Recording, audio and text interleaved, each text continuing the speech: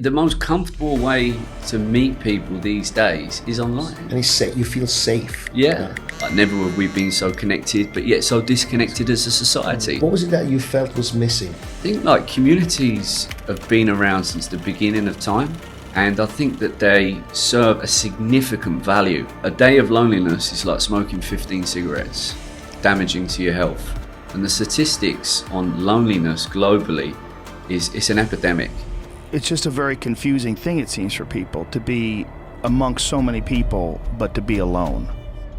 I was living in an incredible city and I wanted to meet like-minded people, to go to the desert, to enjoy my time with, to go hang out on the weekend. That was my core pain point. Modern society allows the individual to be independent from the group, which is in some ways a great liberation. In other ways, it can lead to a profound alienation and depression. Well, I had a problem and I used all the tools that are available and none of them helped me. So I thought, I think we can do this better. I don't really see a local social app that's delivering true value of being social. And we wanted to build a space whereby you can connect locally, it's in groups, it's fun, it's like-minded, and the ultimate goal for us is to get to meet up in real life. And then we started on the app journey. We are not just a Dubai-based business. It's worldwide. This is a global problem. We have the answer. No one should be alone. We're on this planet once. No one should eat dinner on their own in a city. I want to create that product where you click one button, you can find friends. Gladiators, welcome back to this episode of The Arena. Today I have a special guest who's a jet setter, travels around the world. He's got the most amazing business, raised money from scratch, doing extremely well, and flies between New York and the US, really, where he resides, and Dubai. Michael Askew, welcome. Welcome. Thank you very much for having me. Thank you so much. I love it when people are punctual, so thank you so much for being on time. And I ran late. Can you believe it? So I apologize for running late. Tell me about your journey, Michael. How old are you? You English accent, but you don't go to England anymore. I don't blame you. Yeah. Right. Yeah, so I'm 34. Moved to Saudi Arabia when I was 22 as an engineer in construction. Okay. Very young. I finished a really good project in London, and then I got an opportunity as an offer to go over to Saudi Arabia. So I was situated, based in Riyadh, but I had projects in Dammam, Taif, and Jeddah. So I was spread across the whole kingdom, really. And as I was moving around, I consistently kept getting lonely, as you would at 22 years old, living in Saudi Arabia. And I used digital products to try and resolve my problem. Going online, meeting new people, and I found that none of the products were really solving my problem. It was either dating or Facebook groups. And Facebook groups are only as good as the admins or moderators. And 9 times out of 10, they're not managed well. They have their own different mentalities. They're monetizing this area. They have their own agenda, don't they? Their own rules and regulations. And I mean, what I looked at that is I thought, right, Facebook's not a cool product for young people. Mums and dads are on it. So it's like, how do we solve the problem of I'm young, I want to go into a community with like-minded people and connect locally. We believe that the world has been very, very well connected, but yet cities haven't really been well executed in connection. Par the sort of leading social apps of Instagram and TikTok and Twitter, or X as it's called now, I don't really see a local social app that's delivering true value of being social. I believe Instagram and TikTok and X are very much political, showcasing what you've got or what you might not actually own, but you're showcasing it in any case, or it's pure self-promotion. I don't see a real true community value in these businesses. And we wanted to build a space whereby you can connect locally, it's in groups, it's fun, it's like-minded, and the ultimate goal for us is to get you to meet up in real life. You can't swear on our platform, you can't abuse, you can't bully. We don't take any toleration towards that. We have all the admins and moderator tools built in that we manage as a business. So we alleviate a lot of the pain points in current social apps and deliver a true community to people living in cities. Let's not go there too much, because we haven't talked about the journey.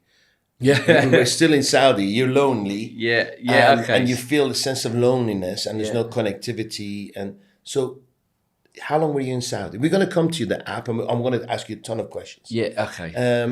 Tell me about your journey. So how long were you in Saudi? What was it like, the culture change? Because you're a young man, 22. Yeah, 22 years old. People are partying, having fun, and now you're in Saudi working your backside off. Yeah. Lonely. Yeah. Right. So how was that? Well, I mean, I was always business driven, and I understood from an early age that where I was brought up in, it was very hard to get ahead, let's say. And I looked at what I was earning as a salary in London, and I was just about breaking even every month. And I thought, right, how am I going to get out of this rut? Because this is not the life that I want to lead. And then I got an opportunity in Saudi, moved over there. I was 22, extremely young to be living there. I mean, most people would see me on the compound and they say, you know, where's your mum and dad, looking over my shoulder? Did they bring you over? Yeah, and I'd be like, no, I'm working here. I'm a project manager, you know? So I say, went to different compound parties, and every now and then you'd be walking through a shopping mall and you'd see a group of Western people and you almost wanted to sprint over to them. Say, hello, I'm Mike, but you didn't want to come across crazy, right? It's just like... and it's hard, especially if you're an introvert, you haven't spoken to many people, and Yeah. to go over, how do you approach them? Yeah. Like in a supermarket. It's hard for Yeah, people. It's not easy. The most comfortable way to meet people these days is online. Exactly. 100%. And it's safe. You feel safe. Yeah. Right? Yeah. People sit at bars now and just stare across the bar from each other and then look back down at their phones. The way that we socialize now is massively shifted and pivoted to online. So what my pain point is I was in a huge city. The culture was extremely different. I mean, Saudi Arabia has come on miles since I've been there. I mean, you're going back 13 years. So it's a very long time. And you're only still 34. Yeah. Amazing. Yeah. Yeah, amazing. so it's a long time ago. And when I was living in the kingdom, and like I say, I got very lonely, used all the tools that I could find available, and then we had a different vision. Me and my line manager, Matthew Gaziano, who lived on my compound, we started sketching out a different type of social app. But before we done that, we explored the graveyards of social apps and why they ended up failing in the bin. Because that's what you've really got to focus on is, right, okay, sure, this has been done before, because pretty much everything has been done before. But where did they fail and how can we do it differently? So it's all about that thinking differently and trying to box outside of the normal parameters and think, right, where were the sticky points and how can we enhance the user experience for that real community? And neither of you had technical experience, IT experience. Zero. Just human experience. Zero. Just life experience and character. Yeah. So it's I looked at sort of Nextdoor as a social app, and look, Nextdoor consists of a lot of people talking about their neighbours, really sort of hyper-local products. And whilst they're great products for the older demographic, I don't really see young people using those apps. But I do see a lot of lonely young people. Crazy. And I believe that that's obviously stemmed from Instagram and TikTok as products that's pushed us away.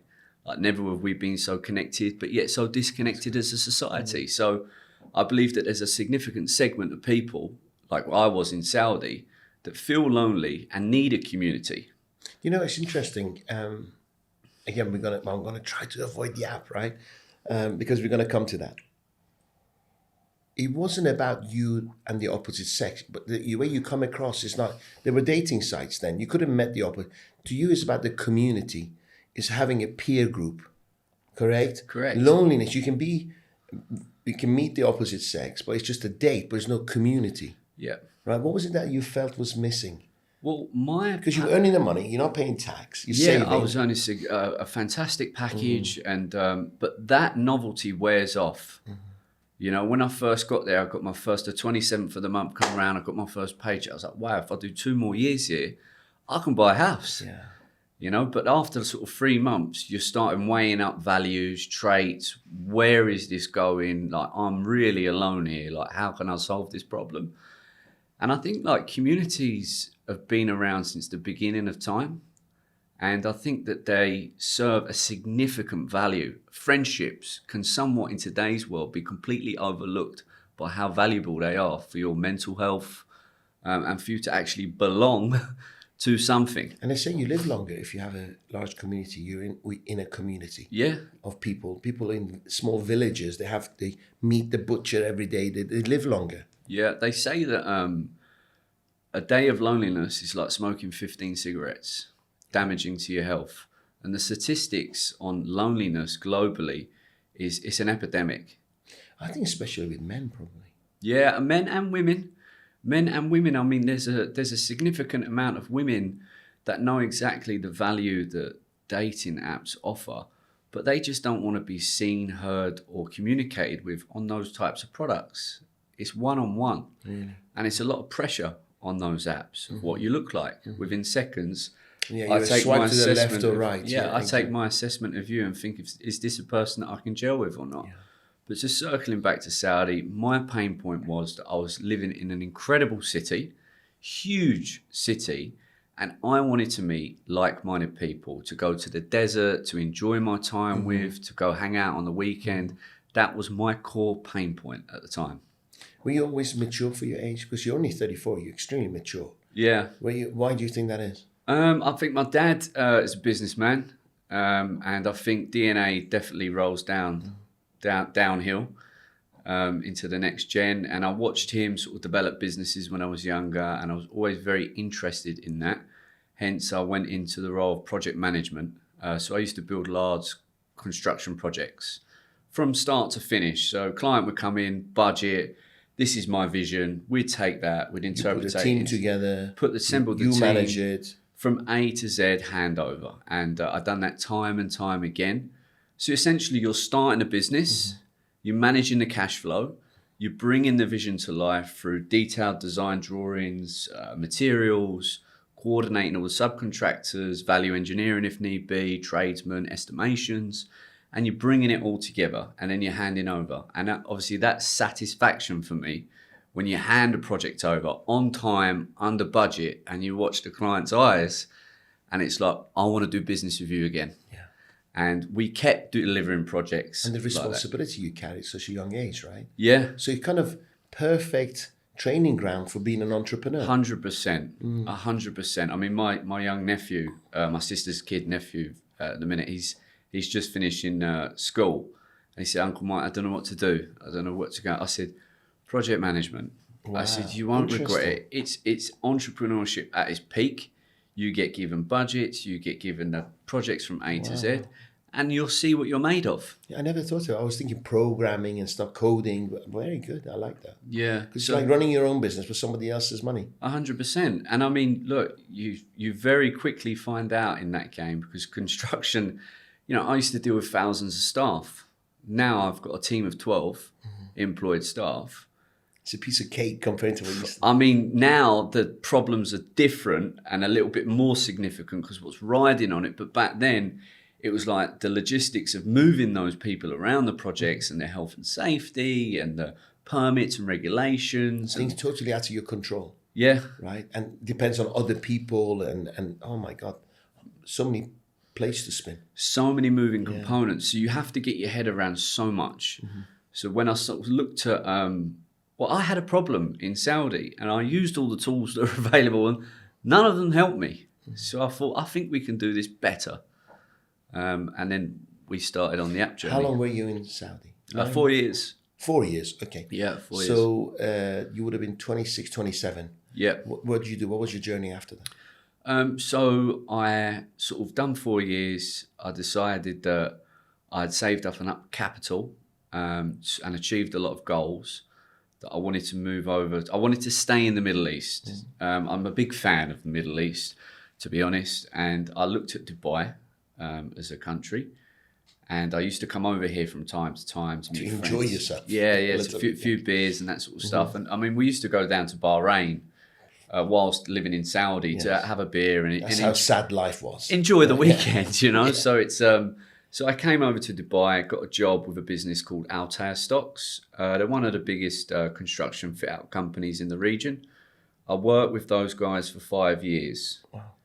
And so although you had the entrepreneurial idea in Saudi, you still didn't fully engage in your app until years later. Wow. So, I mean, we had the idea, And I discussed it with Matt, who's now the COO at Belong. And I said to him, I think there's a big problem to be solved here. And we've done a load of research. And Matt is a very risk-adverse character. So, you know, we looked at it. And although the projections and the financials look fantastic, in hindsight, making a social media platform work is like winning the lottery. It's as tough as that. There's so many challenges. So many challenges. I mean, we can get into that conversation later. And you're competing with the big boys, the biggest. You are. Yeah. However, no one competes with anyone in the social space. They bring something different to the market. TikTok, different. Twitter, different. Instagram, different. So what you have to do is find a niche and solve that problem. Where a consumer says, yeah, this is really solving a problem. And I want to stay on it. I want to stay on it. I want to use it every day. And guess what? I'm happy to pay for this product. So that's a sort of like, when you look at social verticals, you have to bring something different. If I want to build Facebook tomorrow, it would fail within weeks. Because you're in the same market as they are. Because good luck. They've got millions of dollars of budget and they've already got that product that's solving that problem very well. So why don't they need us? So you need to build something different. So Matt, when we discussed the idea in Saudi, we agreed it was a really good idea, done a load of research, and then I moved over to Dubai. He stayed. He stayed. Matt stayed in Saudi. And I was, Same company? Same company. Okay. I left. Really, really good friends, best of friends. I moved over here and got a job, and straight away with that job, I was fully loaded. And we were managing lots of different complex projects, from hotels to the Formula One track in Abu Dhabi, W Hotels. Like, I was busy. However, it was like a pain in my brain, this idea. It's niggling at you. Yeah. It was niggling at me, and I couldn't shake it. And I continued to do research and look online and find some designers. And that's when I started like sort of molding the product and bringing it to life. Rang up Matt. And I said, look, I think there's a significant gap in this market, and I know it's going to cost us money, and I know it's a risk, but do you really want to build buildings for the rest of your life? Because I'm not built for it. He agreed to quit his job. Wow. Although he's not into risking anything. Well, we had done so much research at this stage. And over 5-6 years of it, I guess. Yeah, I mean, well, it was put to a side. It wasn't like we were studying a project every time. Yeah, but it's still playing in your mind, back of your mind, isn't it? Was that a piece of stone in your shoe, isn't it? It's constantly... Well, I used to travel a lot. Singapore, Australia, America, and I keep seeing the problem. And I was thinking, why is nobody's delivering a solution to this? People put up with Facebook groups because there's no alternative until now. So they use these products because there's no alternative solution, and that's human nature. It's people that obviously see a problem, think outside the box and think, right, I can solve that problem with a few tweaks and turns here. Would people see great value in this thing? So anyways, Matt moved over to Dubai. We quit our jobs in 2019. How much, without giving numbers, how much cushion do you have financially? We had a year's runway. Okay. Me and Matt bootstrapped the business. No income. Zero. For a year, you could have managed. Yeah, so our office was in number 9 building in Marina. Yeah. I had a spare bedroom there. We worked out of there for 2 years, Matt and I. And for the first 6 months, I continued my job. Okay. So Matt quit. Because Matt had a lot of, when we looked at the roadmap and broke all down all the fundamentals, all the prerequisites of right, what's got to be done, where do we structure the business, where are we building the prototype, where are we doing marketing, and all of these things. He was more suitable for He was more suitable for the role. And I looked at Matt and I thought, right, you quit first, I'll bring in salary, I'll give you 50% of mine per month. I'll do an hour with you from 6 a.m. till 7 a.m. And then when I come back, I'll do another hour from 6 till 7 p.m. He was like, fine, happy day. So he's still got some money. And then the business got to that tipping point where it's like, right, now's the time to pull the trigger and quit for me. 6 months. Yeah, 6 months in the business. No revenue, though. At that stage, no revenue. I mean, obviously, we learned a lot. We made a lot of mistakes. Of course. Hands in the air, made a lot of mistakes. Learned the hard way, I'd say. We built an app with a development team that wasn't capable due to the budgets we had. they just couldn't deliver in line with the specifications. So You went straight for the app. You didn't go to the website. You went for the app. straight into the app. Okay. At that time, very expensive. Very expensive. We got it done in India, so market rates was a little bit cheaper. And back then we wasn't using Zoom. So I was flying over to India with Matt and doing week, 2 weeks. He was staying there and I was doing... Overlooking the program. Overlooking the program, working on specifications. And like I say, a lot of the tools that we use in the business today just wasn't available back then. Or we didn't have the knowledge that they existed. And obviously, as we've developed as founders, we've brought in the right tools, the right features, the right business fundamentals to all employees and the business itself. So the app's called? Belong. Belong. BELONG. Yes. Easy. Do you have to... Every word in the English dictionary is gone. Yeah. Do you have to buy it? Do you have to trademark it? Or? No, so the business was called Ask Who. Okay. The app was called Ask Who. My second name is Askew. And if you turn Ask around, it says KSA, Kingdom of Saudi Arabia. And the app was all about asking who people are, questions and stuff like that. So it made a lot of sense initially. So we got the Ask Who trademark registered, paid handsomely for that as well. Sure. And sort of this year in January, we launched a business in America. And a lot of the feedback, because I'm very customer focused. Very customer focused. So I try and meet at least 5 new users every single week, listen to churned users, listen to users that stop paying for a subscription. And I don't think that you can sort of do too much work in that area of the business, to be honest. Because it's constantly evolving as well, isn't it? It's fundamental. It's fundamental. And although data's a wonderful thing to watch, and data proves a lot of sensible decisions that we make in the business. Feelings, emotions. The amount of things that I've heard across the table, because sometimes when people giving you customer feedback, they can be biased. They know you're a founder. They want to be gentle, but I sort of start the conversation with like, try and break me. Be tough. Give me some tough love. Brutal as you can. I don't want to hear the good stuff. I want to hear all the bad. Give it to me. And that's sort of how you sort of get rich data from consumers. But January 2023. So January we had a difficult decision to make with the business. We had we had enough cash. We understood that we have reached a sort of peak in the UAE market. So how long were you trading until January 2023? 1.5 years. That's all. So the app's only like 2 years old. So we launched just over 2 years. We launched the business on the 5th of October 2021. Oh, okay, cool. Yeah, so we launched then. So just over 2 years old. Yeah, just over 2 years. Happy anniversary. Yeah, thank you very much. We were celebrating on the weekend actually. Amazing. Yeah, we took a bit I'm large. available, by the way. Friday and Saturday I'm available. We took went down to Brass Monkey. Oh, it's the last one? Yeah. Oh, bloody hell, just missed it. Yeah, so it's, you got to celebrate these things, haven't you? Did your members come as well? Yeah, a big group of people. I'm going to come to that. So then we were talking about the name. Ask Who. Yeah. Did it change because you went to the US? You got feedback from people? Yeah, it did to a degree. I mean, a lot of the users I was speaking to, when I said the app was called Ask Who, they would say, what? Huh?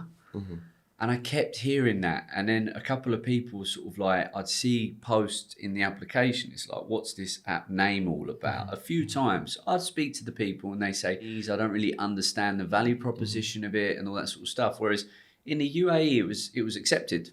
We never really got any sort of kickback or... Was there another site called Ask Ali or something like this? Ask Jeeves. Ask Jeeves, was it? Yeah. There was a big sort of web page back in the day, but Little Butler. That's the one. Yeah, because when I first heard it, I thought you were the same. So I'm glad you've changed. Yeah. So I mean, our tagline has always been, wherever you are, here's where you belong. Wow. Okay. That's always been our tagline in the business. And sort of, I've been looking at that word belong for a long time. And whenever I go to the events with users, I always look around. I think, right, people really feel a sense of belonging. And it's a very deep community-driven word. And we decided, right, let's rebrand for the next phase. And the name was not taken? No, it's not. Amazing. But yeah, so we got it on the App Store. It was available? Yeah, well, we bought belong.me. Belong.com, believe it or not, I emailed the guy who owns it on the domain broker site, and I said, hello, I said, I can see you hold this domain. I said, would you want to sell it? And he said, yeah, it's for sale. I said, all right, cool, how much? He wrote back $6.5 million. I said, does that come with VAT? Crazy bastard. Yeah. And he's doing nothing with it. Yes, it's just sat dormant. So we use belong.me. Those days are gone now. That you own the .com, you can dictate those. Gone. Yeah. Gone. With .tv, .this, .that, and it doesn't matter anymore. Yeah, so they're gone. So we got belong.me. It's a beautiful name, by the way. Yeah, thank you very much. Really good name. It's, and like I say, before we pivoted the name change, spent a lot of time with users, asking them. But what you have to do with changing the name for the brand is you really have to focus on strangers rather than the people users. already using it. 100%. So it's like drawing boards out. So what I've done is I sat in gyms again. Hello, I'm thinking of building a consumer product. It's connect like-minded people. We've got 2 names that we're looking for the product. One's called Askew, one's called Belong. What do you think? Belong. Time and time and time again. Because I asked a load of the community members who already, I consider them as loyal. They say Askew because they don't want to change. People don't like change. Exactly. You know, so, and they've grown up habitual with the product. Yeah. And they feel like they are strongly part of the product. Yeah, and because I opened a crowdfunding round, a lot of them are investors. It's what, small crowd investment, and they became core investors. They put more money in. Well, yeah, I mean... You had 57, you said. 57? 57 Class B micro investors in a subsidiary business. From how much to how much? We raised $500,000 through that. So averaging less than $10,000 each. Yeah, so I mean, it changes because some of them were sort of like high tickets and some of them were $500. So it varies. And then the other investors that have come into the business are just people that I've worked for in the past. And they know you, they trust you. Know me, trust me, know I deliver. And when times are dark and everyone's gloomy, we go get it done. It's as simple as that. Wow. Yeah. So. So when did you run out of cash and you thought, hang on a second, or did you foresee the cash flow issue and you thought we need to raise some money? Or right from the beginning you thought we raise some money? No. So you've never raised money before? I'd never raised money. And when I started the business, we had enough cash flow for 12 months. Yes. We sort of got 6 months in and quickly realized, right, okay, look, we've got a product, we've got some traction. Few people are giving us the thumbs up. I think now we're in a place to start trying to raise some capital. Went to a lot of different investors, and I must say it was quite challenging to raise money, from pitch decks, executive summaries, 5-year financial forecasts. Is it optimistic, pessimistic, realistic? What's your margins? What's your break even? And all this stuff that you have to go through. So again, we made a lot of mistakes with meeting investors too early. And I think that, you know, when you meet investors, the fundamentals of raising capital is at the early stages is trust. Is this person that I'm sat across from now someone that I can trust and is reliable to manage the business? Take care of my money. Take care of my money. It's trust. It all comes down to trust. I mean, at the later stages of Series A, which we'll be going into next year, then it's about the fundamentals. It's really about, obviously, when you meet angel investors, they still want to see a solid plan. They're investing in you. They're investing in you, but they want to see revenue. They want to see traction. They want to see the market size. They want to see the opportunity. Potential. Their potential. You have to demonstrate all that stuff and obviously put a bow on it at the end. And they want to, in a way, they're subconsciously testing to see if you're on top of your shit. Yeah. Right? They want to know if you thought it through. If I ask, I am an investor. And when I ask, first of all, 90% of people don't actually come with any business plan. Yeah. The moment I said, do you have any P&L business, they disappear. Yeah. So it's a hurdle you throw. Half the time, I don't even look at a business plan. Yeah. I just want to know if they've gone through the trouble of thinking it through. Yeah. And the fact that you've thought about all this, margins, realistic, pessimistic, you're already getting ticks. Yeah. Oh, no, absolutely. And you're serious. You're not just came up with an idea in a shower and started to raise money. Yeah. And I try and stay away from like all the jargon and like all the punch words. Like I don't sit in a room for 5 minutes with other people and hear the word ecosystem, holistic, and all, like there's so many buzzwords in the ecosystem here in the UAE and the US actually, that when I hear it, it's just like I feel like yawning. Unless it's worldwide. I feel like I've heard this time and time again. What does it mean? What are you trying to say? I'm not impressed. Yeah. I'm not impressed. I like people that's real, can show me something that's life-changing to people, of businesses that I like to get involved in. There's a couple of startups that I'm supporting at the minute. Both of them, I think. But you're an investor now. Not an investor, just giving some mentorship for free. Yes. I wouldn't do it for free. I would. Tell you why I wouldn't do it for. Every time I've done anything for free, they haven't appreciated it. Yeah. I'll exchange it something, give money charity, but I always exchange of energies. 99.9, I can't actually remember the only time I gave something for free and it got done. Yeah. I mean, what I like to do with founders, because I must say, when I was scrapping up the hills, no one was pulling me up. I was the same. I was like, let me help others. I realized to help them, they got to pay something. Otherwise, they take it for granted. Yeah, I mean... Is your time precious? My time is precious, Exactly. but I'm a entrepreneur enthusiast. So on the weekends... You give your time. I like to give people my time, and if they're businesses, and if I sit down with an entrepreneur and he's done a lot of research, and he's solving a problem that I can identify with, correlate with, Help them out. I'll give him some support. I don't want equity of his business. I just wish him the very best of luck. Sure. Like there's an entrepreneur that I'm talking to at the minute, and he's launching a business here in the UAE very soon, and he was going down a few different rabbit holes of like massively focused on Instagram and all of that sort of stuff, posting Instagram and all that sort of stuff. I said, listen, forget it. I said, these are the hard sides in your business. Focus on the hard sides. One's the customer, one's your partners. Get them with a smiley face. Then start shouting from the cliffs about your product. Exactly. Fix it first, before, because otherwise you're just going to have all your friends and family asking you, how's it going and what's going on? All mistakes I made in my infancy of like, I didn't focus on fixing the problems that matter to me. I raised the expectations. Yeah. And also having to justify is exhausting. Yeah. Because you're fixing the fires back home, right? Yeah. You don't want to share that. Yeah. So you're a hold back. Yeah, it's all about, obviously, there's a lot of books to help entrepreneurs at the minute. There's one that I've just finished reading called The Cold Start Problem, 4 Steps to the Epiphany. These books are like gold dust for entrepreneurs. Read them twice. And it's like, whenever I speak to an entrepreneur about, have you read this book, have you read that book? They're like, no. I'm like, have you been meeting investors? They're like, yeah. I'm like, how's that going? Yeah. But like this, the results show that. You've got to do your research, and like I'm a big believer in that, because everything that we're doing has been done before to some degree, and learn from why it didn't go right. There's 8 billion on the planet, right? Somebody's got this idea somewhere. Yeah. You can actually research it. They've probably made mistakes that you can learn from. Yeah, 100%. You know, we train gladiators here. Yeah, you know that? No. You don't know. My program's called Gladiator Mastery. I'm aware of that, but I didn't know. So the idea, that's what it is. What happens is, why go and learn, and you're expected to lose in the marketplace? If you have a gladiator mindset, if you went to the arena to fight and you thought, well, I'll just try and see how it goes, you'd die. Yeah. Right. So if you're gonna go like your life dependent on it, you fight your battles differently. Yeah. That's what I do. I teach gladiators mindset in the modern day. Yes, it's all very, very interesting concepts. And when I look at business, it's the same analogy. Same you don't go to battle unless you're ready for Absolutely.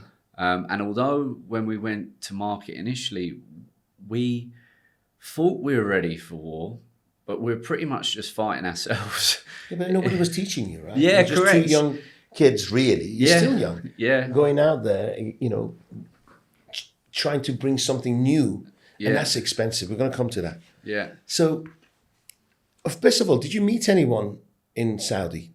Did you get a relationship? Are you in a relationship? Did that come through your app? Yeah, so I've recently married. Oh, congratulations! Yeah, 2 weeks ago in Abu Dhabi. Oh, I missed that one as well. Yeah, right? I missed the wedding and I missed the party. Yeah, right? So recently got married. Met Silvana through Belong.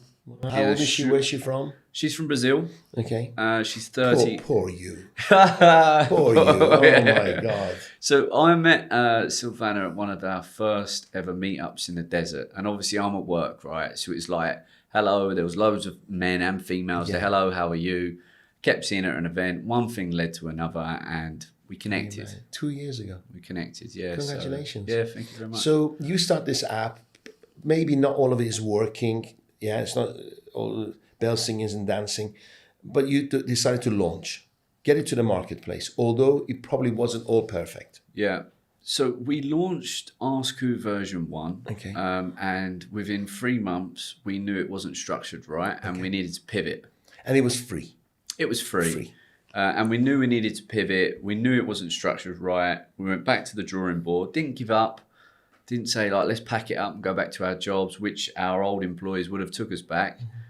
We thought, right, there's still a big problem to solve. It's just what we're doing right now isn't right.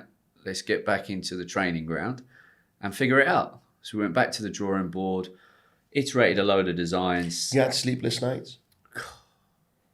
Because it's important to share that, right? Sleepless nights is obviously that what you go through as an entrepreneur. I mean, look, businesses are tough in any landscape, 100%. What you're building, and I meet entrepreneurs from all levels now, especially in San Francisco. And there's not one single entrepreneur that tells me that he hasn't got deep scars from building businesses, because that's the way it goes. That's the way it goes. And when you're passionate about solving a real world problem, you never want to give up. And you're always trying to think of, why is it not working? Because the problem's clear. It's just, how can we structure this better to really nail this problem? So obviously, yes, I've gone through some ups and downs, let's say, sort of roller coaster ride like any entrepreneur, but obviously building a social product. How about Matt? Because he's thing to risk. Yeah. He doesn't like so much uncertainty. You're more entrepreneurial, right? No, well, to be fair, Matt handles uncertainty very well. He does. He has, I mean, we've done a lot of psychometric tests on like different characteristics. Are you a fiery red, or are you a deep blue, or are you a funny yellow, or are you a green mellow? What are you? Yeah, so a fiery red. Okay. Matt's a deep blue. Okay. So opposites you don't want to attract. cross Matt. Yeah, so He's nice, and then what do you do? Yeah, so we are the opposites to each other. So in you business. complement each other. And we get on very, very well. So he's a people guy. He is a deep, analytical, commercial, contractual. Isn't that more green? No, it's deep blue. It's blue. Yeah, he can read a contract with a smile on his face. Wow. You give me a contract, I'll read it, but I won't be happy. Yes, exactly. You know, so that's the sort of differences. So he's detailed. He's extremely detailed in the business. Extremely detailed. Same age as yourself? No, he's got 3 years older than me. Wow. Yeah, he's 3 years older than me. And when I met him in Saudi, we were discussing many different businesses to bring to life. It wasn't like, let's solve loneliness. We looked at lots of different businesses, and sort of in the construction world, to build a construction business, there's so much risk. The margins are terrible if you ever get paid. And you need so much upfront capital to actually get started. Yes. So we knew that was sort of ruled out. And then when me and Matt sort of sat down, and I said, I'm really lonely, I can't cope. And then I started using the apps, and I thought, none of these are right. The pain is big. Yeah. When you phoned him from Dubai and said, hey, listen, do you remember this idea about the app? Should we do? What if he said no? Would you have done it by yourself? Or you felt the two of you were a powerhouse? Two of us are a powerhouse, that's for sure. You know when you meet your wife, right? This is the one. This is the one. You know when you meet that person, you think, right, this is the one. Whereas me and Matt sort of balance each other up in the business, and we pretty much agree on everything. I mean, I've been working with Matt now for years. We've never had an argument, but we've never, ever had an argument. Because your heart's in the right place, you're going the same direction, you're great to communication, and you trust each other. Yeah, we trust each other. That's the big one, is we trust each other. There's a lot of people watching and listening to this. They're on their own. They're on this journey on their own. What do you advise them to do? How do they find a peer group, someone that they trust? Can they come to people like you and me, or what do you suggest? Yes. So the best framework that I can think of sort of finding a founder is to write down all of your weaknesses. Obviously, what your business is that you're trying to tackle, because that's fundamental. There's no point just saying, here's all my weaknesses and help me. You need to define a sector. Then there's certain tools that you can use in the market that really optimize. So you can get that brief set out, that narrative. And then you can use a software like Dripify. So what Dripify does is you can say, I'm looking for a co-founder in this space. Then you can send a template out. LinkedIn will pull back hundreds of thousands of people in a specific city or country. And you can just hit one button that fires out to all of those people that may have appetite in getting involved in your business, either from a vested perspective where they're giving you certain hours a month, or from something they're thinking, I'm going to do this full time. Wow. So that's the best way to approach, because I would always advise founders to find a co-founder, because no one is perfect at everything. Everyone needs some support. And yes, sure, some founders have done it and got to the top on their own. But if you actually look a little bit deeper into their stories, they had some good people around them. Yes, you can't do it without a team. You need hunter farmers. You need it. Yeah. I mean, I read a really interesting book a few months ago, and it's telling us about the animals of the zoo, building businesses and thinking like a zoo. So when you build a business, you have to have a lion or a shark or someone like that, because you don't need a load of zebras or giraffes. Exactly. So as you build the business up, you'll notice that as you start building in employing new staff, these other animals of the zoo start coming into the business. But you need them. But you need everyone. But when you don't need vultures and jackals. No, those we don't need. Right? No, but when you're starting these businesses, you really need obviously someone who's extremely motivated to move things forward. And you need someone who's extremely detailed to make sure those things moving forward are in budget, in regulation, and all of those things. Amazing. Yeah. So, again, we're going back. You launched it. Ask Who. This is before the US. How many members came on? Well, when we have a community of 10 people, they then tend to be a bit bored and go somewhere else, right? Yeah. What was your threshold of members? You thought, now we could maintain it. Yeah, so our biggest problem with Ask Who version 1, and the core reason we pivoted, is because we built a product that I'd analogize it like fireworks. They came in, they watched the fireworks go off, and then they finished. And then they left. So come back next year. They left. That is called retention. So we couldn't retain people. What did you do to get them in the first place? What marketing ploys did you engage? So we targeted acquisition channels of Facebook, Instagram, TikTok wasn't really a thing back then, Google and whatnot. And we had paid ads. Okay. We spent a lot of money on sort of acquisition on videos, creating these very elaborate videos and really detailed explanations of what the product does and who's it for, and flashing lights and all this sort of stuff. So they came into this product. Try it out. Let's see how it goes. Used it and left. We couldn't retain. That was our biggest problem, because if you can't retain people in any business, if I open a restaurant and you come in and you eat once, never see you again, either it was too expensive, bad experience, or you moved away. It's one of these. You didn't wow me. It wasn't anything special. Yeah. It's bad experience, or food is too expensive. Sure. They're the fundamentals. It's the same with apps, same with shopping malls, same with fit out. So you've got no true value to come back. So we knew sort of within the first 3 months that we had a big problem, that they were coming in. How many people came in? Oh, more than 100,000. Whoa. Yeah. But again, users that would come in and then they'd churn. Yeah, but then I'm sure when you're sitting in your apartment and you see 1,000 people, you're jumping up and down. You don't know they're going to leave. Yeah. But you're celebrating that somebody is kind of looking into your app, right? Yeah, sure. But I mean, like going back to the zoo analogy, when you build communities, you have to have a community blend. It's like you have to be bringing in the right people with the right vibe and connecting them very well. So sharing content, because like if I come onto a network and it's just me, there's no value in the network. Sure. Whereas like products like Facebook and stuff like this, you come on, your friends are there. So there's your value. You come back the next day because your friends are there and that network's growing. I guess, it's an existing community, isn't it? Your friends are there.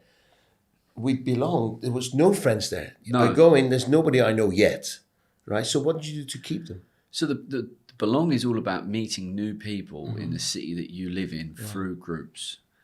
But just circling back to when 100,000 users come in, and it was actually a damn sight more than that. They came in, but we didn't have value. They came into our restaurant. There was no cost. Experience was terrible. And whether they didn't move away or not, they didn't want to use us. So we knew we had to pivot. And then we pivoted. We sort of then got a lot smarter. Right. What do you think it was that they didn't experience? What was that fundamental change? Does that make sense? That made them start? Did you more fireworks, daily fireworks? What did you do? You know, like with I think Mark Zuckerberg from the movie Facebook was like when you put down single or your status. That was the one where people stayed because they could date the girls in university. Yeah. Right. What was yours? Was there a few things? Well, no. The biggest fundamental was on Askew version 1. You'd come into the product. You would see me. I would see you, and you could connect. It was one-on-one. Okay. There was no community building. There's no community building. Okay. So it was it did not work. Where we pivoted is we went into the segmentation of groups. So people would come in and they'd go and select the groups that they're interested into. Then we drop you into communities. So you're never alone. You're always in groups in your city with like-minded people. And that was the sort of tipping point for us. When we launched our Askew version 2 on the 5th of October 2021, retention within 6 weeks was like the polar opposite of what it was before, where 7 days, 30 days, 8 weeks was just behind Facebook, exceeded Snapchat. It was on a small cohort of users, but it demonstrated that this is sticky. They see true value in what we're offering now. Now it's about how do we scale this? What new features do we deploy? How do we make this? From there to the second stage, when you built the communities and the levels of interest and groups, did you need more money? Yes. Uh-huh.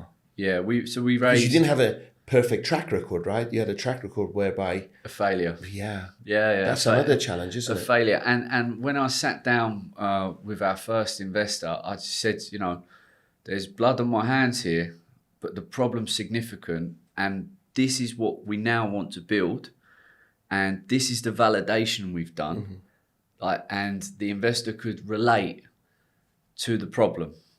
Maybe they've faced it before. Maybe they've seen it before. He had various employees leave his business in the UAE and gone back to where they're from because they just couldn't find a community. Wow. So he had a few people come into his office and say, I can't do this here anymore. Wow. It's a great company, but I've got to get home. So he could see that there was a problem. Wow. And we could demonstrate as fact that, look, there is a significant problem here. And whether you're new to a city or you've been here for a long time, friends leave. Like cities are very transient places. I don't think any of us in this room today are here forever, or born in Dubai, right? We're all from somewhere else, and you can find that in every city. So anyway, he could relate to the problem, and then we raised seed funding from that investor. That investor saved the day. This is before crowdfunding. Yeah, I knew this guy for 5 years. I worked underneath him, and he could see the passion and the motivation, and he trusts me. During those trunk times, payments, do you take a salary out, or you have to prove? Because some people take a bit of a big chunk of their investments out as a salary. I need to live, and then sometimes investors don't like it. Yeah, they want you to take all the risk and use the money just for the business. Yeah, well, at that stage, me and my business partner was already $250,000 in. Our personal money. You showed that and we showed that, look, we've chucked the majority of our savings into this. And at that stage, we took a salary, I think it was like 10,000 dirhams out of the business to pay bills.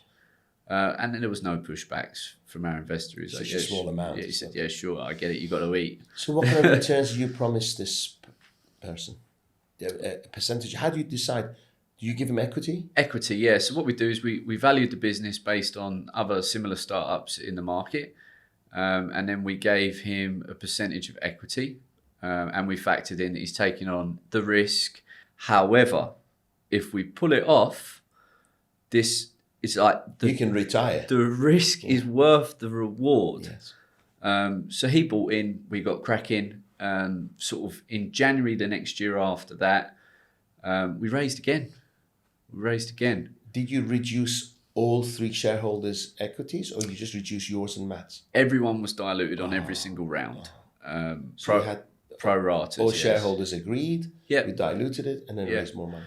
But then obviously as a first-time entrepreneur, you know, you've got to get your head of things around like the world of term sheets, you know, extensive. And yeah, you can engage a very smart lawyer at $10,000 to do it for you, but you ain't got the budget for it. Yes. So you've got to get your head around the drag along, tag along, all of the details in these term sheets, and really obviously box smart. And we did. We got a lot of advice, spoke to a lot of friends of mine that I had in the UK who are in the world of venture capital, and said like, what's the do's, what's the don'ts. Googled a lot of this stuff as well, and made sure that every investor that we've got into the business is satisfied, clear on the plan. Yes. On what we're trying to do. And as a CEO of the company, if I ever see that there's going to be turbulence or change, I'm the first to put my hand up. But when I do put my hand up, I always come to the table with a solution and how we're going to mitigate it and how significant this problem can be for the business, rather than just flapping. So it's very important that you manage shareholders as you move through these phases in the best way you can, because once trust is broken, it never comes back. Absolutely, especially when it comes to money. 100%. So thank you for this. Thank you for sharing this.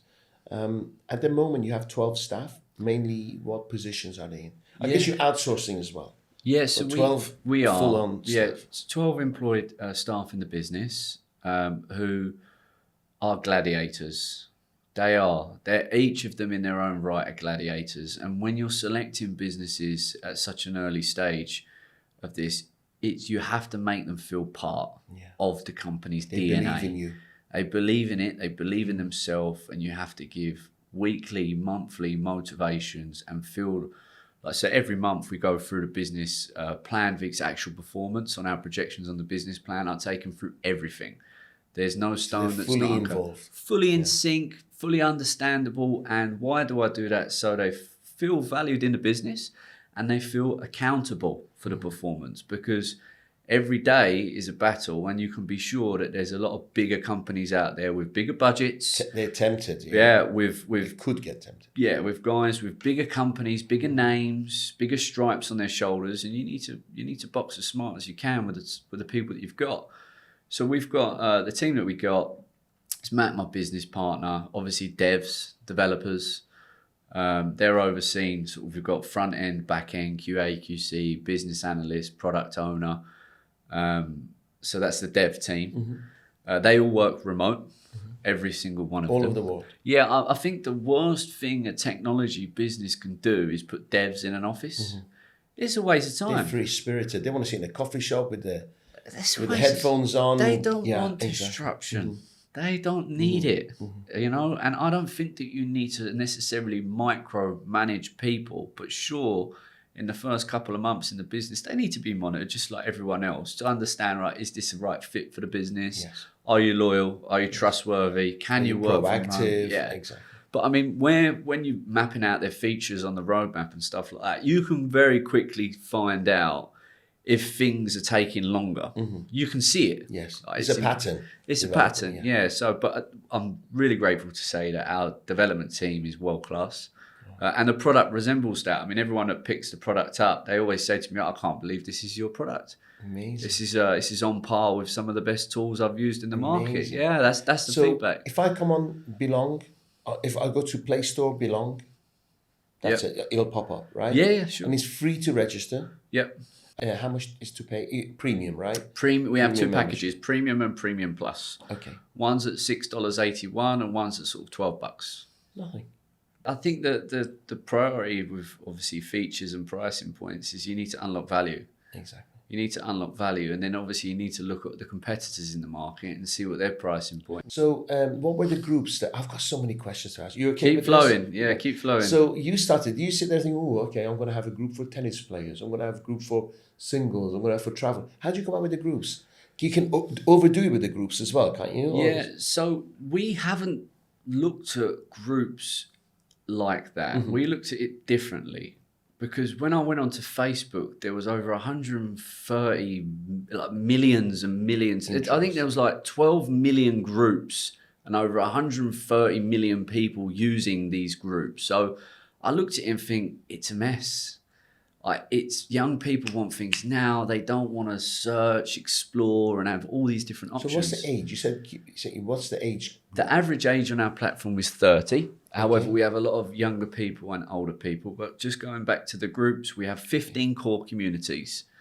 So let's take fitness for an example. Yes. So fitness is a main group. In fitness, you have subgroups: cardio, HIIT, weights, CrossFit. There's numerous sub-communities in fitness. Lifestyle. Lifestyle is a huge bracketry, but when you click lifestyle, there's subgroups. Wow. And that's how we've sort of organized it. So it's easy to understand, highly relevant, and every post, every profile that you see is in your city. So then it becomes even more relevant to the consumer, because if I'm watching a fitness video on Instagram, like I call it like a TV channel, it's global. Like it's highly likely that I'd ever meet up with this person. Local here, around the corner. Well, if there's someone at JBR Beach and they're doing workouts, great, I'm in. If that's my passion. So how we've organised it is 15 core groups, sub-communities live in them, and there's more than 130 sub-communities. And we believe that we sort of cover every category of like the major attractions for people and sub-communities. So the free membership gets you in, you have a look around, you like the restaurant, you want to stay in. But if you want to communicate with other people, you got to pay.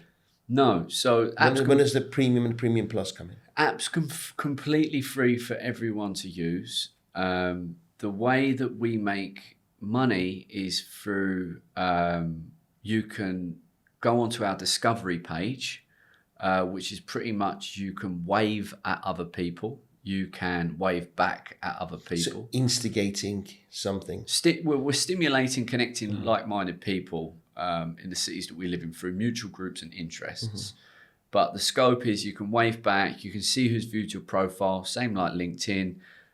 You can unlock some additional profile badges. There's 2 different packages, and you can unlock additional features. Okay. Amazing. Yeah. And so how many are premium? How many are premium plus?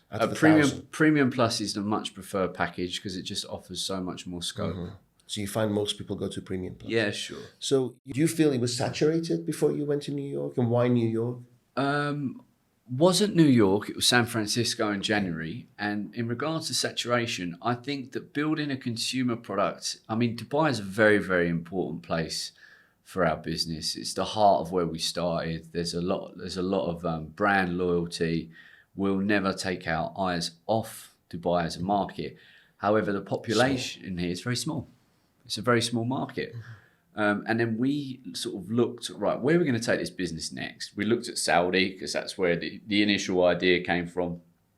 And I looked at Saudi and I thought, you know what, it'd be a great market to do. However, America with sort of plus 300 million people. It's obvious, isn't it? 79% of adults in the US say that they're lonely. Like the stats from loneliness are through the roof. So I sort of looked and explored for weeks all of the tools that they're using in the US to solve their problem. And I couldn't really find anything that was nailing it like we are. So I thought, let's go to US. And where do we start? Because coincidentally, my wife, Silvana, she used to live in San Francisco. And she knows the users and the demographics that use our product very well because she's an active user in Dubai. She says, you know what, Mike, I think... Do you work with her or no? No, she works for Emirates. Okay. And she said to me, you know, Mike, the people that use your product here, the typical people that would be in San Francisco, they're not your Instagrammable influencers. They're what we call sort of like sub 3,000 followers, very normal, busy with their lives. People that want to go out and have a good time. Yes. They haven't got a stigma in the air. They don't care about flashy watches and stuff like that. And that's the demographic that we attract. And you have to know your customer. So when we looked at San Francisco, we thought, right, they're typically introverted, which is a big win for us. They love hiking. They spend money on experience.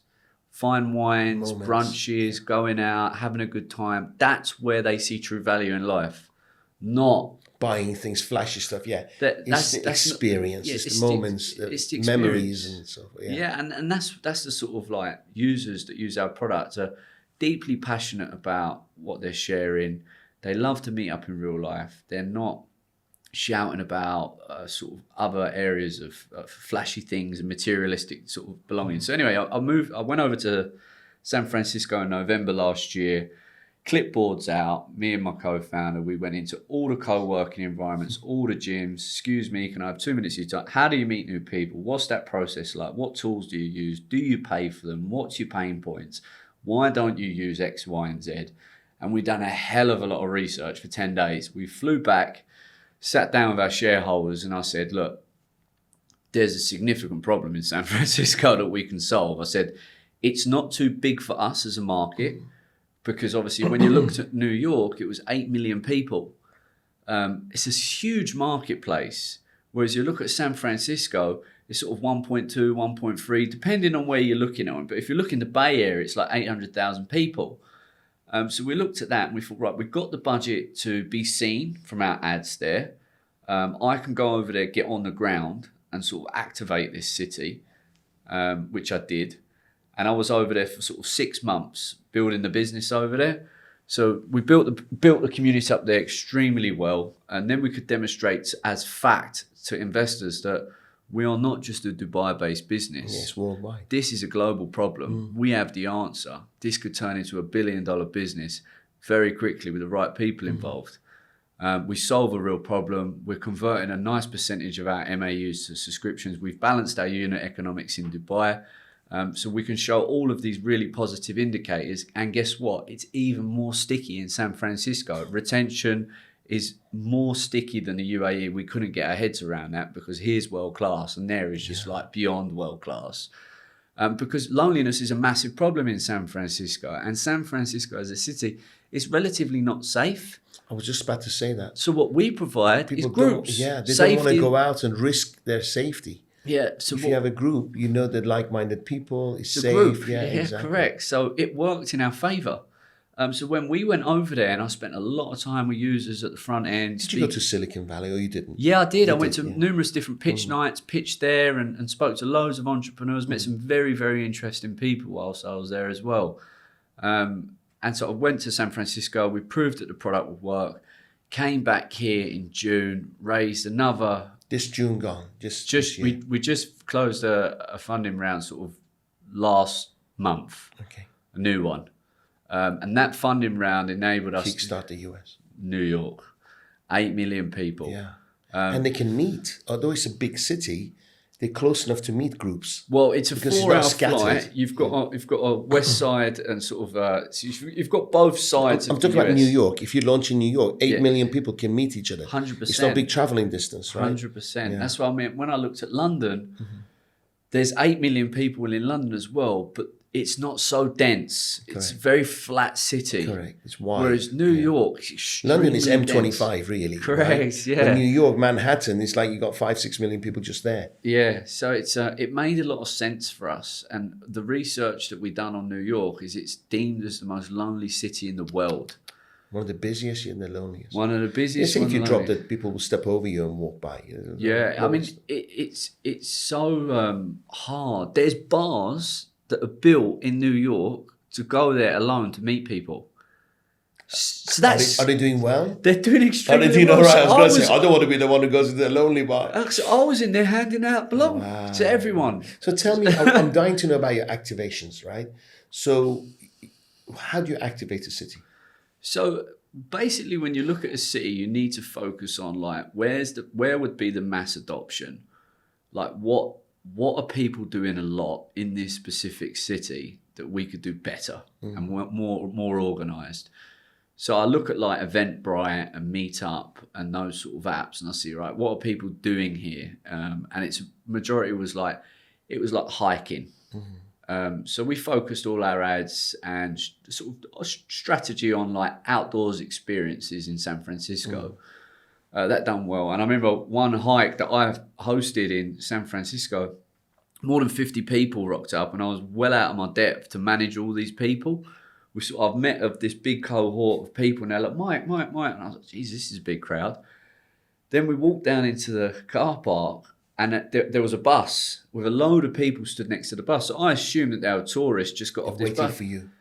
Went there, oh, Mike. And the group just got sort of just over 50 people. If you go on our Instagram stories, you can see it. And we had a cracking day, but they really gravitate towards like the purpose, the why. And I'm always emphasizing that in our product to our consumers, which is like, no one should be alone. Like, we're on this planet once. Everyone should be able to find friendship. No one should eat dinner on their own in a city. I want to create that ecosystem, that product where you click one button, you can find friends. Who are your youngest? What age is your youngest member and the oldest member? There was a guy in San Francisco. If you look on our Instagram account, he's 100 years old. 100 years old. And he messaged me. And he wanted to go. He messaged me, one guy, he had no profile picture. And it said 100 on his profile. And I thought he's obviously plugged it in wrong. And he said, do you go to the gym? I said, yeah. He said, can I come to the gym with you tomorrow? And I was like, yeah, sure. He's like, where do you train? Mission Street, San Francisco. He turned up. Come in the morning, 100 years old, extremely old guy. And we trained together in the gym. But he was extremely old, super rare case. But we have a lot of older people, a lot of younger. Our sweet spot is 30 years old. That's the sort of when 50, 60-year-olds, forget it. I mean, they use the product and they come to events regularly, but like the average age is 30 years old. Youngest? 20.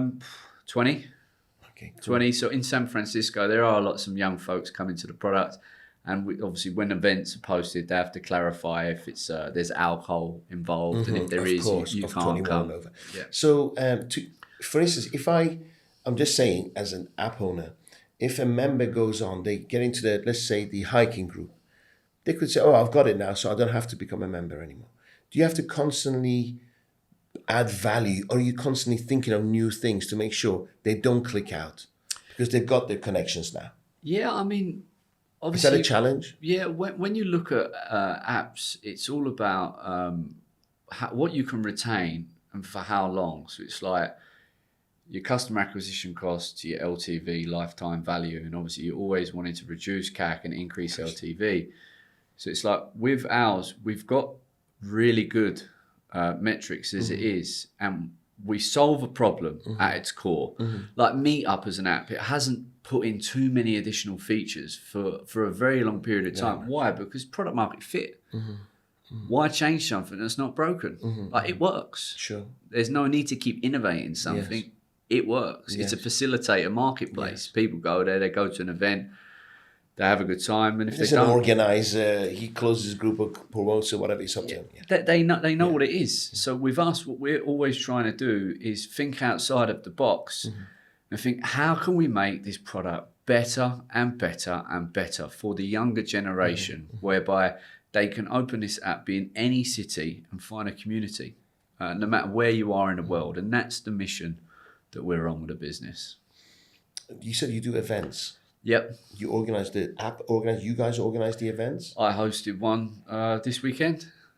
Because why not? I love what we do. Does that make you busy all of the time? You're always meeting people? Yeah, always meeting people. It's not for an introvert then, this job of yours. No, well, it is and it isn't. It all depends on, like, I host events because I'm very passionate about the product and we're growing a business. So I always want to meet new users and current.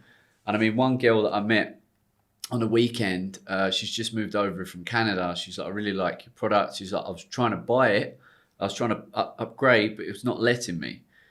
So she would never have messaged me stuff like this. So it's her bank details were still linked to the US and she didn't have a VPN on. But long story short is, I love to get involved with the users and see what's going on. And you can understand what a challenge was, so you can help her out, right? Yeah. So she joined the event, although she wasn't a premium member. You can join events. Yeah, it's incredible. All free. Yeah, it's constantly all free. Adding value.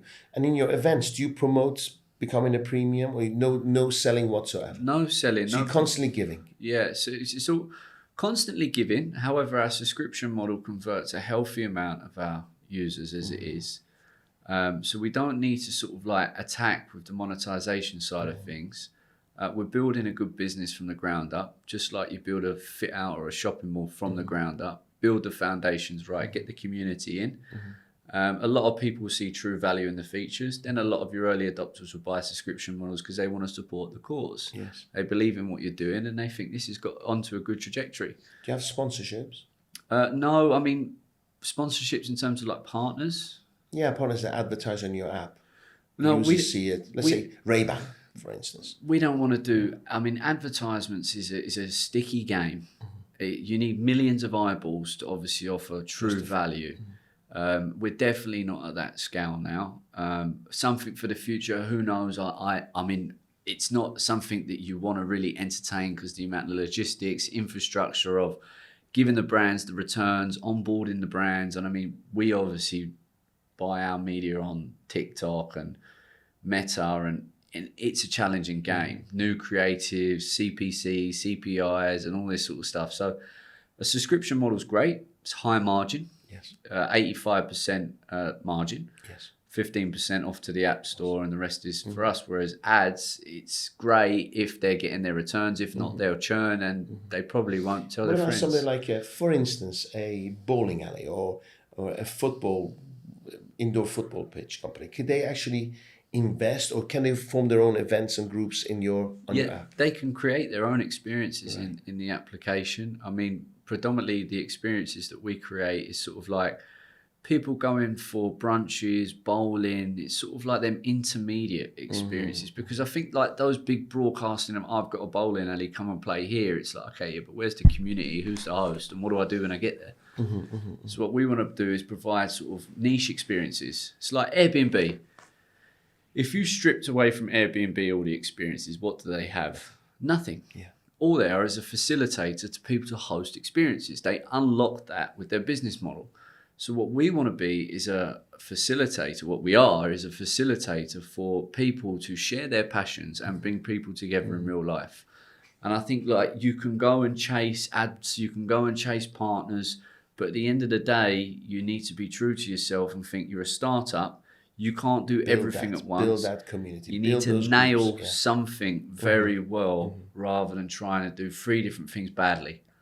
So what we do is we focus on unlocking more value for our subscription users, and then obviously building this community up with more people.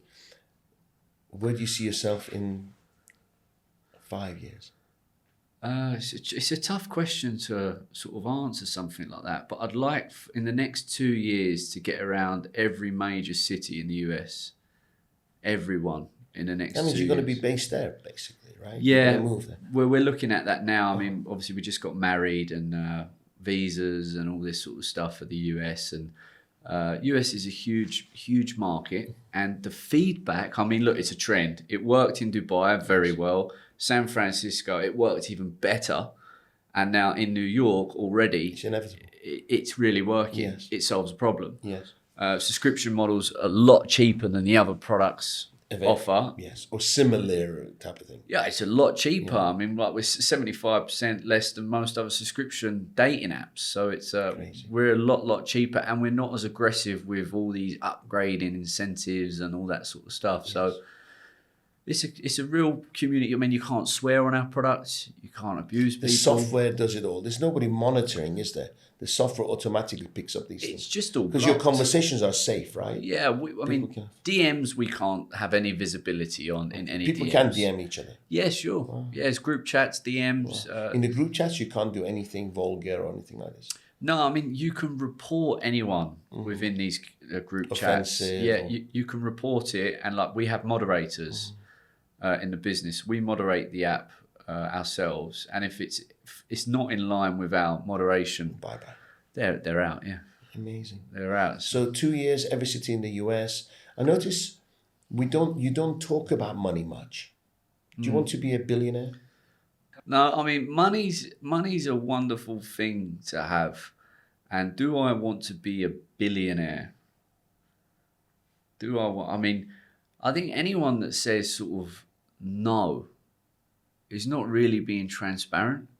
I tell you what I would like to be, happy.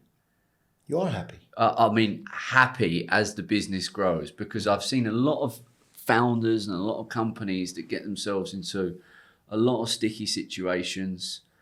And I always wonder to myself, like, when they started, are they really happy? Are they really Have happy they lost now? their way now? They're just slave to the business. Because I think money helps a lot of problematic situations. It really does. And I'd really like in my future years to get heavily involved in startups. You don't see it yourself at having homes all over the world, having your own private plane. You don't. That's not your driving. I'm too active. I mean, I don't sit in the sun much, and I'm always at work, so I don't think that's going to change. Young, obviously, we don't see yourself doing that because you're always going to be working and growing, and so much work to do. Yeah, I mean, I love working and getting. That's what I'm passionate about. I'm not passionate about laying on the beach. You know, I'm passionate about building things. Never stop, right? So no, we never. We still go to the gym. I can tell you. I think gym and mental health and fitness is extremely correlated. Whether you're walking uphill for half an hour or just getting a sweat on or a bit of a pump, I think that the mindset after that when you go to work is you're just full of energy. So what do you do in the gym? A bit of everything. Routine is normally push-pull legs, and then I integrate some swimming, squash, sprints. Well, we should have a like game. that. Although my knees are gone. Yeah. I used to play a bit of squash. It's Where'd hard. you go? It's hard on the knees, isn't it? I'm 57, fucked. Yeah, and the new game paddle I'm enjoying as well. You need 4 people though. That's it's nice. Where do you play paddle? 360 paddle. There's many events through the app down there actually. So you should check it out. I tell you what's coming through this new one from America. What's it called? Something. It's just a stupid name. It's like a small tennis court. Pickle. Yeah, Pickle's huge in America. I've been playing it in New York. No, it's huge in America. Yeah, it's in Central Park. I was interested in bringing pickle here. Yeah. But actually, I think there's a couple of courts available already. Yeah. I would have had the pickle UAE. Yeah, it's like there was a few companies. It's a slow version of. Yeah, it's a slow version. It's a good game. Paddle's really good, but squash for intensity for me is the one. Yeah, I used to play for Jumeirah. Nice. Yeah, until I bust my Achilles. Oh dear. Snapped it completely, and then I just gained weight. 20 kilos over I should be. Yeah. So, do you have a personal trainer? No, you do. No. Which gym do you go to? So I'm a member of Privily. Yeah. So we can choose. So get into loads of different ones. Studio Republic for me has got a really good community. Yeah. Guys, 7 I used to go to a lot. 7's a nice gym. Yeah, 7's a nice gym. But in my building in number 9 in Marina, there's also a nice gym. You stayed still at number 9? Yeah. Amazing. Yeah, but the office is not there anymore. They moved out. No, our office is in D-Tech Ventures. So we went into like an accelerator program last year. So they supported you? Supported us, got us a bit of a discount on a nice office down there. And the office is now converted to a bedroom. Again. Yeah. Yeah, but I've been in that building for 7 years and there's an emotional attachment you don't want to leave. Yeah. It's like Mall of the Emirates, Starbucks. Yeah. That was my office. Oh, was it? For many years. Free coffee, not free internet, free table. My diet for the first 6 months was 2 sugar donuts. Sorry, 2 coffees and a sugar donut a day for 6 months. I came here with nothing. Yeah. 14 years Really? back. Yeah. Long story. Yeah. But I was worth quite a bit of money, 600 staff, lost everything, had a heart attack. Jeez. Age 44, came to Dubai with $700 in my pocket. Oh, I'd love to learn. Love to learn more. We need to chat. Yeah, sure. I help entrepreneurs. I invest about $100,000 to $200,000 a month on startups. Nice. Yeah. Good. And because I never had the support, I was always on my own. But that's how I liked it, because I was always on my own as a kid. Yeah. So I work best on my own. Yeah, fair enough. But now you've met my son. Yeah. He's the farmer. He's the detailed guy. Yeah. Now we've become a powerhouse. Yeah. But it's a very important duo. Yeah. It really is, and obviously someone you can trust. Yeah, and as is your son, there's the trust aspect of it there, and it's really hard to find that connection with someone that you actually get on and enjoy working with. Yeah. Family. Do you want to have a family? Have you talked about it? Do you have time for family? No, do I want kids? Yeah, it's on the cards. I think next year's obviously our biggest year coming. The transition, the boost in America. Next year's a big one. I mean, we just raised some additional capital, which runs the business now until September next year. So we've got a very healthy runway. Normally, I was running out of cash either every month or every other month, and fundraising. So you were fighting all the time, fighting, yeah. Battling for investors all the time. You name it, from fancy car showrooms to gyms. I've been everywhere raising capital. So we're really grateful now. What if I tenfolded it for you? What do you mean? Bring 10 times more money. Right now, we would need to grow the business into more. I mean, look. Exponentially, you with me? Yeah. If you had 10 million in the bank. Yeah. I think the worst thing that startup founders can have, and although we started this business 2019, it's too much capital.